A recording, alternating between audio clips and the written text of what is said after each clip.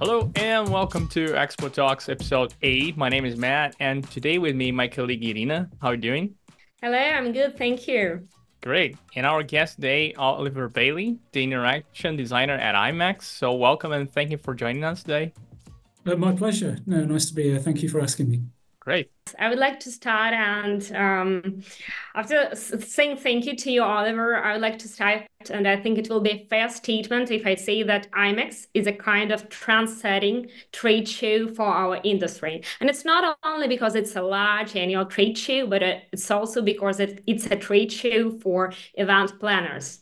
So my first question, I think it's a kind of like challenging task or maybe inspiring task to create experiences for the attendees for such an important show. So my first question is, how do you decide to implement new experiences? Because like one thing is when you see the need or the opportunity to improve, for example, from attendees' feedback, it's quite obvious, but sometimes everything seems to be totally fine. So what is your source of inspiration? Yeah, very good question. And I think it's all of those things, really. Mainly, I'd say, and it probably doesn't surprise you, it's a lot of hard work. I think that's true with a lot of artists. It seems like they can just pluck inspiration out of the air, but actually, it's a lot of hard work to do things, and a lot of time things don't go well, and you have to start again and iterate. But basically, at the heart of it all, I think, is really getting to know the people that you're designing for. If you really get to know them and you're able to feel what they feel and empathize and walk in their shoes, then you'll notice opportunities, to try and remove friction, change the way people are feeling. If people are probably feeling tired, what can we do to energize them? So we like to be purposeful about what we're designing and understanding the way people are feeling and how they move through the trade show environment gives us the best cues and opportunities for design. But sometimes things do fall out of the sky. You might find some amazing new technology, and you think, "Wow, we've got to do something with that."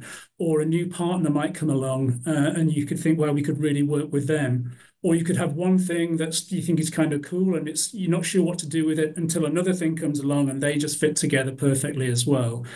We spend a lot of time working with our exhibitors from a sponsorship point of view. So they might bring their own ideas to the table, or we might work with them and talk with them. They might have an idea. This is where we want to do. This is how we want people to see us.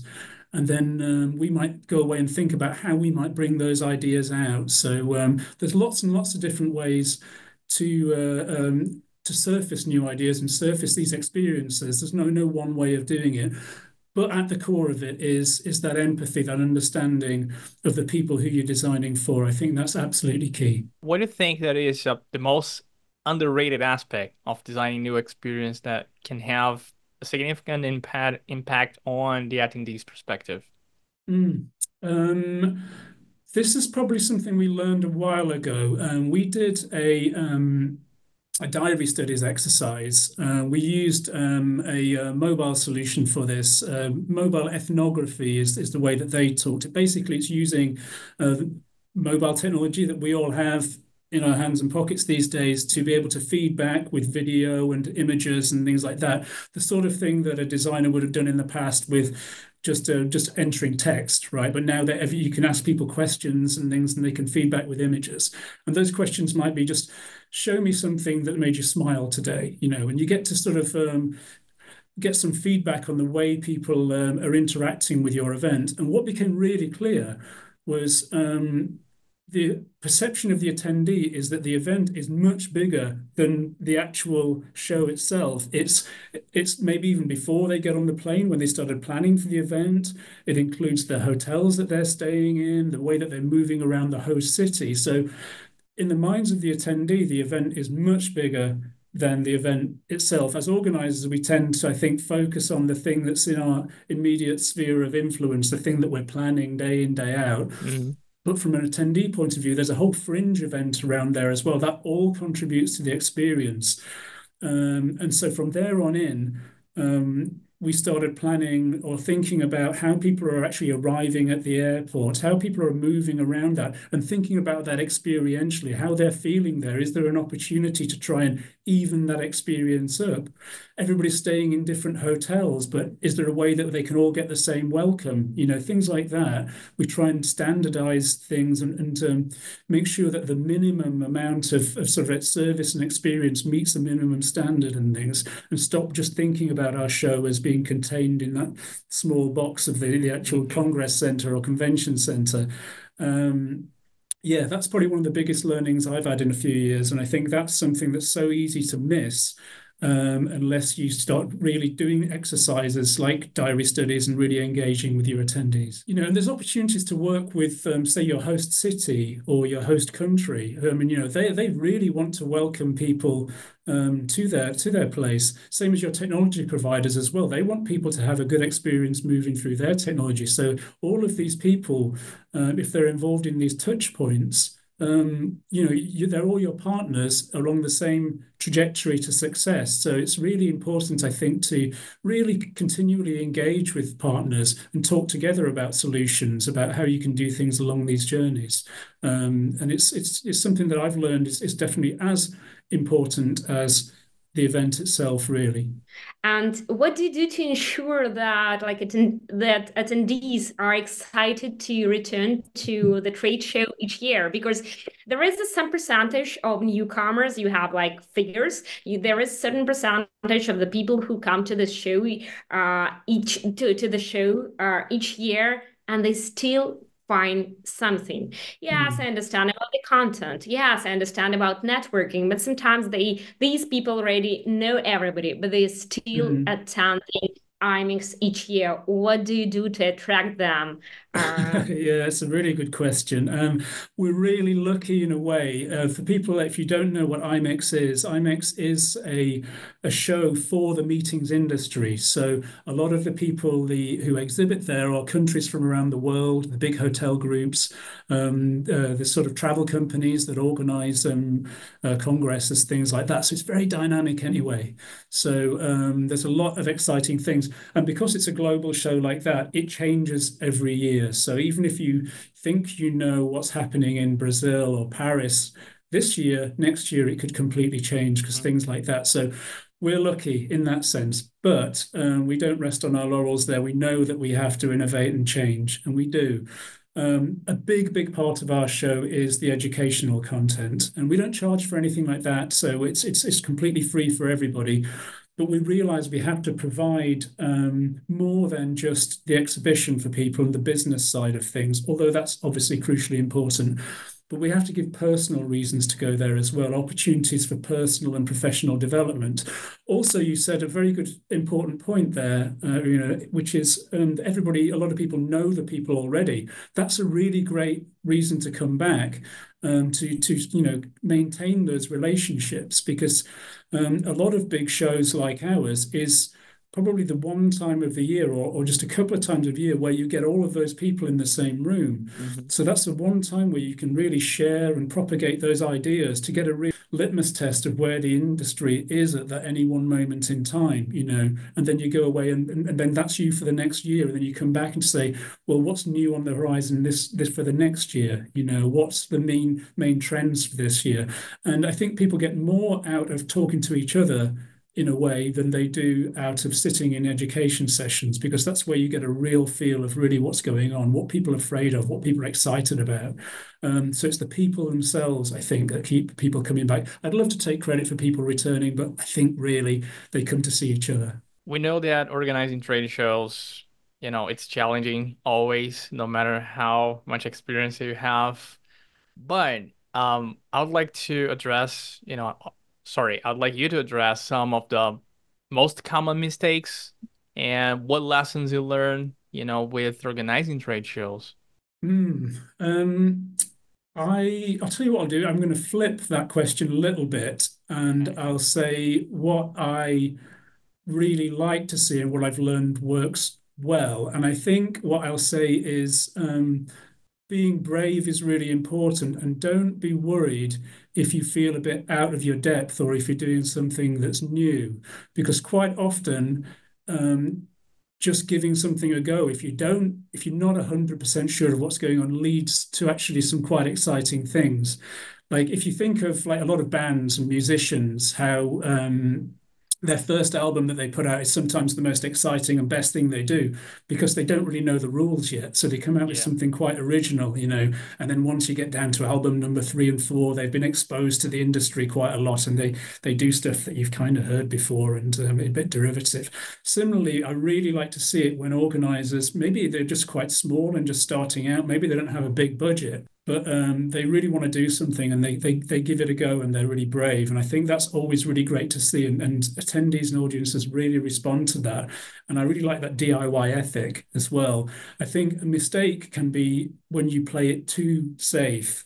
And then you're quite mechanical and controlling and things like that. And oh, they might not like this or they might not like that. So let's just do the safe option.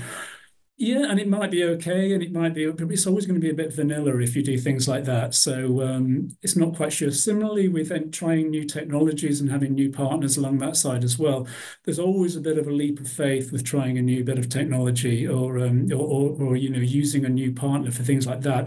And quite often, you learn things quite along the way. But unless you're going to experiment, I think, and unless you're prepared to just give something a go, then you will never move things along, you will never learn, and you will never iterate. And that's what I think is really important with all aspects of design, not just experience design or shows, or it could be anything, but you have to start something in motion and then you can get some feedback and then say, like, how could we do that better this time round? That worked. Okay, let's not do that again, but at least we gave it a go now. Right, okay.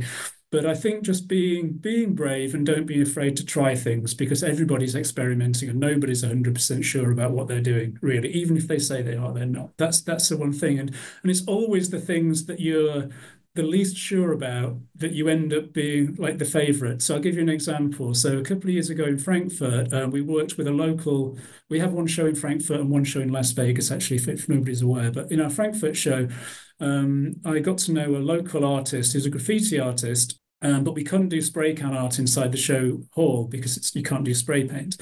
So we thought, well, let's use tape, like duct tape, and you can do art with tape. And I thought, that's great. So I gave him a brief, but he was just sort of freestyling. That's his thing. So I had absolutely no idea what he and his crew were going to do. And we just said, well, all these walls around the show, they're your walls. You can just get on with it. And then there was a moment in the morning where I thought, this could go like horribly wrong. I've got absolutely no idea what this artist is. I've met him for I've exchanged a few emails. I've met him for like 30 minutes. Seemed like a nice guy, but I have absolutely no idea what's going to happen. In the end, it was brilliant. And it was my favorite thing that absolutely happened. But without that sort of leap of faith, I think we never would have got there. And in the end, what was normally quite a boring bit, like the perimeter walls of the show, nobody gives it a second look. I ended up talking about afterwards in one of our debriefs, saying like my favorite bit of the show was the back wall. How often do you say things like that? So you're absolutely right. I think being a bit brave and yourself and enjoying it, as well. Adding that element of joy. Yeah, very, very important. Can you say that there are some emerging trends in designing trade show experience, or it's always depends, or there are no trends at all?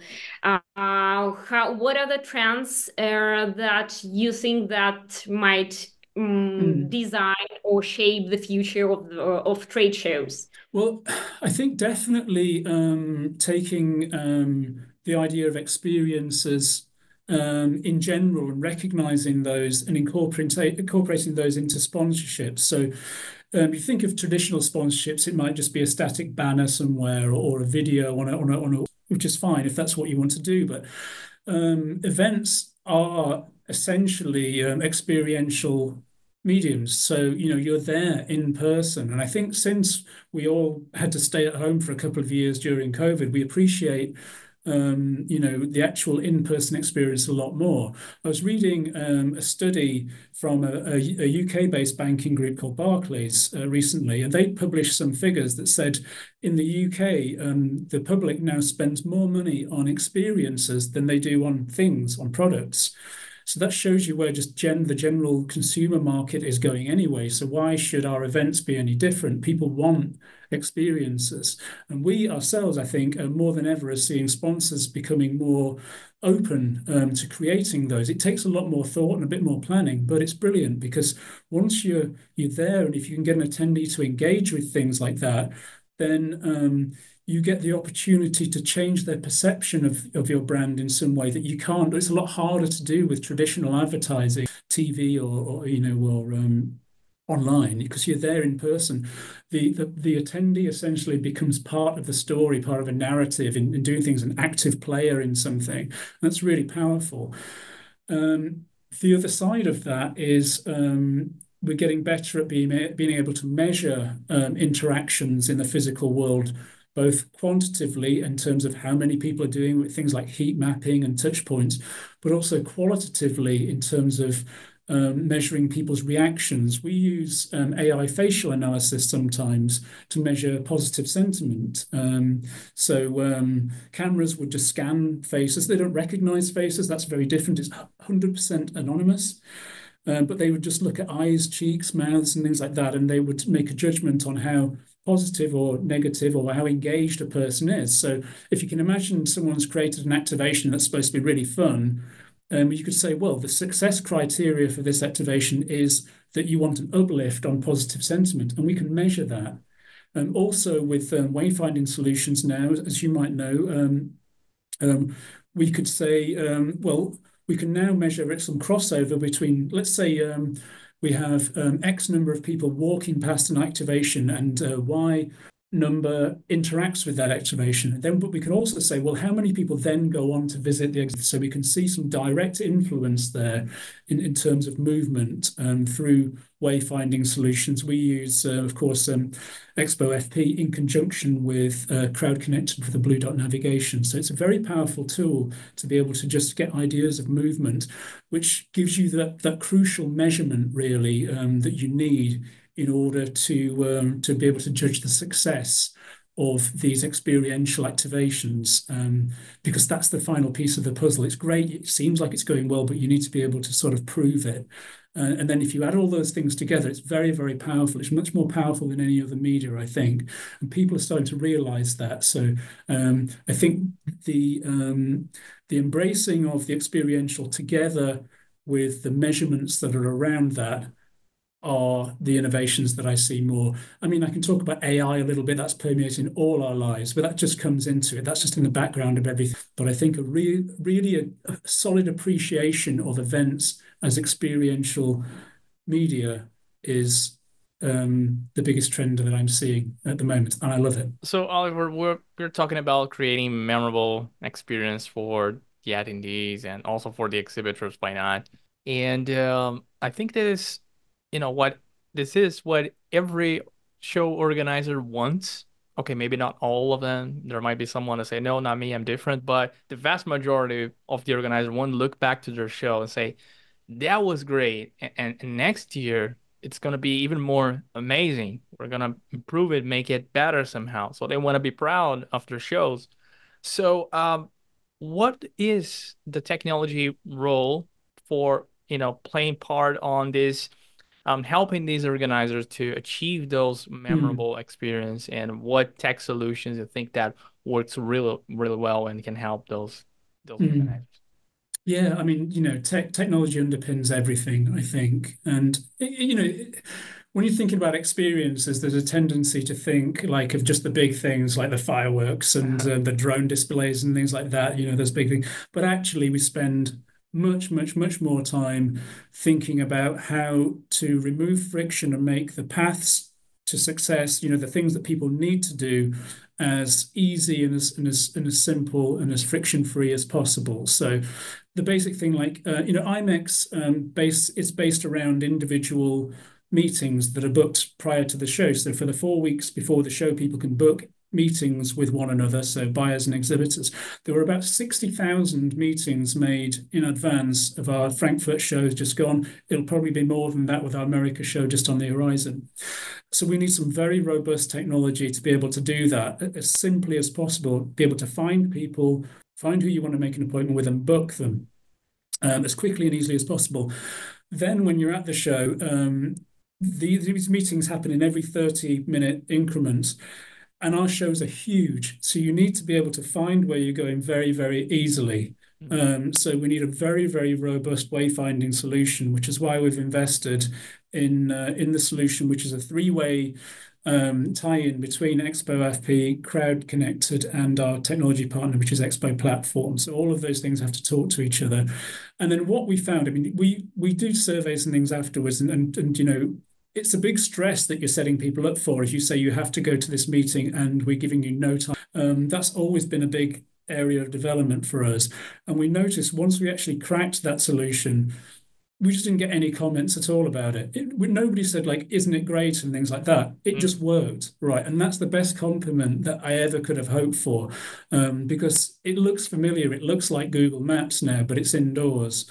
So it's almost become like oxygen. You know it's not there. Well, you recognize it when it's not there, but then day to day, then just there. So those things, the vital things that are really important for business, are just as much, if not more, a part of our experience design as the big flashy stuff, I think, that are memorable. So it's strange in a way that it may not be that anybody's talking about it, but they would be talking about it if it didn't work, if you like. So you have to crack those basic things first for people to then focus on the stuff that is designed to be those little design flourishes, the drone displays, or whatever you want to do. Unless you've got the basics right, you may as well be wasting your money on the other stuff. That's my view, So concentrate on the basic stuff first, and that involves removing friction, I think, and making those paths to success, knowing what people want to do, making that path to get there as friction-free, easy, and as joyful, if you can, as possible. Perfect. Yeah, I totally agree with that. And especially with the wayfinding part, because speaking for myself, when I visited in a show and there's no wayfinding, I just feel like something is missing and the experience is really not that great. And I'm starting to get spoiled, I would say, because even in some other context, like I'm visiting a new mall or something, and I'll say, okay, Mm, where are those kiosks with the wayfinding? There's none. mm. How can I, do you want to expect me to walk around and see Yeah. the stores one by one? No, that's not what I want. So yeah, No, totally agree. absolutely, yeah. I mean, if you think about how people actually behave when they're not at trade shows, when they're not even working, let's say they're on vacation and they go to a new city, and they want to go to a restaurant, what are they going to do? They're going to open up a map and they're going to see what restaurants are in their area, and they're going to start from the map, and then they're going to work out from there.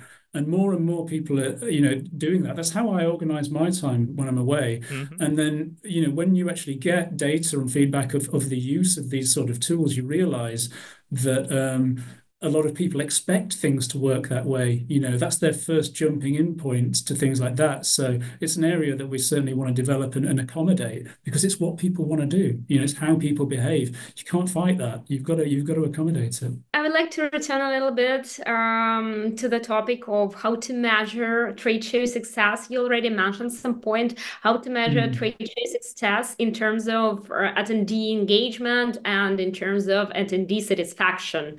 We do, yeah. We look at everything in huge detail, to be honest, and we don't look at everything overall. There's no one figure that we look to say, yes, it was a success, or yes, it's not, and some of it's really, really hard. A lot of the time, I'll define what I need to know, but I don't know how to get there yet. And it can take a while to actually try and find these things out. And I think, especially when you're talking about experiential things, that's a really hard nut to crack. How do you measure how someone's feeling? Well, you know what? The best way to do that is just to ask them. It's something that people just don't do that much. We're quite sort of conservative sometimes about just asking people how they're doing. And you can learn so much by just spending time in and amongst people, and in that environment, and either just being there yourself and being part of things, or doing it a little bit more formally and actually having just a really simple two-question questionnaire to ask people something and recording verbatim what they're actually saying. It tells you so much more. Post-show surveys are great for a lot of things, but they're just sort of like indicators, really. They'll tell you if you're horribly wrong or horrible. But they're usually like, like in a lot of like TripAdvisor or something. You get people that absolutely loved it and absolutely hated it, but the vast majority of people are somewhere there in the middle, and you're going to miss that unless you're actually asking people in the moment. Because if something is just okay, people are not really going to be motivated to actually tell you about it too Yeah. much unless you're asking them in the moment. So that's probably the best thing you can do, especially when it's an experiential thing. I mean, we do use tools like Zenus, the AI facial analysis, which I talked about as well, and that gives you a good idea of things. And it's great, so you don't have to be everywhere all the time. So, for example, if I know that it's really busy around a catering area. Now, is that good busy or bad busy? I don't know, but there are easy metrics you can get around that. You know, it could be a party or it could be, you know, a riot or something. Who knows? But you can get some idea about that using technology. Similarly, just use of the tools you're providing tells you a lot as well. So if you know the metrics of when people are using the tools that you're providing, that gives you indications about the timelines that people are following. You should be following what people want to do rather than metrics around, like a floor plan, for example. If you know when people want to start planning their attendance at the show, and you need to plan around them. So those kind of insights about tool usage really useful for us as well. Similarly, I mentioned movement as well, heat mapping, that kind of thing, gives you good indicators. So there's so much data that people, I think, around at the moment that people don't know what to do with. The first thing to do, is, I think, is, like we said, define what the success criteria are for each feature that you've got or each thing that you're investing in.